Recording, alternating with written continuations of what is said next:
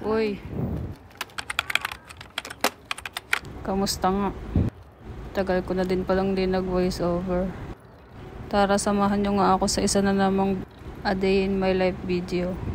Pang-4 na araw ko na pala to na walang pasok. Kasi meron 2 araw na holiday. Tapos sakto na dikit pa siya sa 2 araw kong rest day. Kung mapapansin nyo nga ay medyo madilim pa. Madalas kasi kapag lumalabas kaming ganito ay mas gusto namin yung madaling araw. Para wala masyadong gaanong sasakyan. Nagkataon nga din pala na walang pasok yung 2 kong ka-roommate. Kaya 3 kami. Nung una nga ay gusto lang nila yung maglakad-lakad lang daw. Kaso sabi ko doon na nga lang kami punta sa Sinchu. Medyo malayo nga yun sa dorm namin. Pero okay lang din naman sa kanila. Nung una nga hindi nga ako nakakapag-video. Nakakatakot kasi yung mga malalaking sasakyan. Tapos nahihirapan din ako kapag mga paahon na. Sumasakit yung tuhod ko eh. Sign of aging na ata yun eh. Pagkatapos pala namin mag-highway, dito na kami dumaan sa bike lane. Ayos nga din kasi nakakahinto pa kami sa mga pwede pa namin pagpicturan. Tulad nga nito, may nadaanan kaming mataas na tulay. Sabi ko sa kanila kung gusto nilang umakyat. Hindi naman to mahihirap kausap. Basta sinabi mo, G lang din eh. Halos 1 oras nga rin kaming nagbike bago makarating dito. Gawa ng pahinto-hinto rin kami. Paano kasi? Kapag may makikita, apura ang picture. Pero okay lang naman yun. Nandito pala kami sa Shangshan Wetlands. Nakapunta na nga din ako dito last year. Tagal na din eh. Uy, binash mo naman kasi sakang sabi mo. Nagpahinga nga muna kami bago kami lumakad dun sa may gitna. Kasi nga masasakit na rin yung mga tuhod namin. Malayo-layo din yung pinagjack namin na yun. Namahinga lang naman kami dito. Tapos kumain na rin ng tinapay. Tapos onting picture. Nang makapahinga nga, medyo maaga-aga pa dahil alas 7 pa lang ng umaga. Sabi ko magbike pa ulit kami.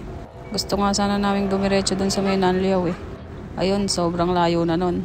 Pero kasi may pasok pa yung kasama namin. Tapos ako naman sabi ko may pupuntahan pa ako pagkatapos nito. Alam nyo ba yung 4 na araw na wala akong pasok? Hindi rin naman ako nakapagpahinga. Gawa ng kung ano-ano nga rin pinaggagawa ko sa buhay.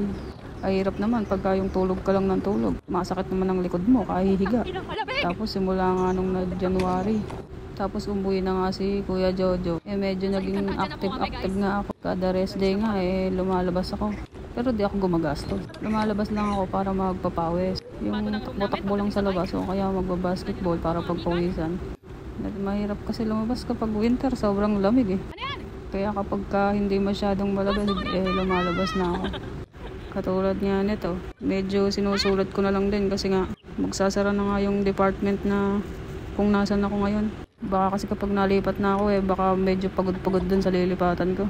Baka lagi na lang akong tulog nun pag ganun. Kesa lumabas. Hindi ko pa naman siya masyadong ino-overthink sa ngayon pero ang daming pero po.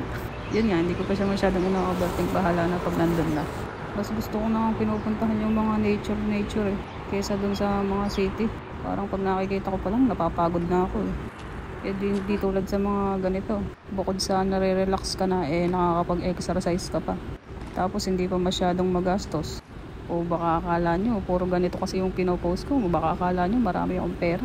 Katulad ngayong araw na to, wala pa kaming sahod. Pero 100 lang kung san-san pa kami nakakapunta. Balik nga tayo sa video. Napansin ko nga na wala na akong kasunod. Inaya ako na rin na umuwi kasi baka dito pa kami rayumahin. Babalik na kami. O siya, babay na. Dami ko nang sinasabi. See you on my next vlog. チャンネル登録お願いね。